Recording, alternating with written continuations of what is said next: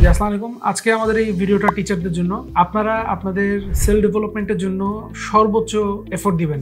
যারা English medium স্কুলে কাজ করেন তারা কিন্তু আপনারা এই দিক থেকে অনেক বেশি সুযোগ সুবিধা পান, কারণ ব্রিটিশ কাউন্সিল কিন্তু রেগুলার আপনাদের একটা টিচার্স ট্রেনিং অর্গানাইজ করে বিভিন্ন সাবজেক্টের উপর। এগুলোতে আপনারা অবশ্যই পার্টিসিপেট করবেন এবং সেই সাথে ওরা কিন্তু অনেক ধরনের সাবজেক্টের উপরও ট্রেনিং করে, সেগুলোতে আপনারা পার্টিসিপেট করবেন। আপনি যে সাবজেক্টে পড়েন সেই সাবজেক্টে যখন ট্রেনিং হবে সেগুলো তো অবশ্যই পার্টিসিপেট করবেন। এবং সেই সাথে আপনারা যেটা করবেন সেটা হলো যে গুগলে সবসময় দেখবেন বা ইউটিউবে সবসময় খুঁজবেন যে টিচার্স ট্রেনিং এর উপর কি কি কন্টেন্ট পাওয়া যায়, সেগুলো আপনারা পড়বেন, জানবেন, দেখবেন এবং নিজেকে তৈরি করার চেষ্টা করবেন। পারলে বিএড এমএডটাও করে ফেলবেন। যদি এই সেক্টরে থাকতে চান বিএড এমএড করাটা খুবই জরুরি।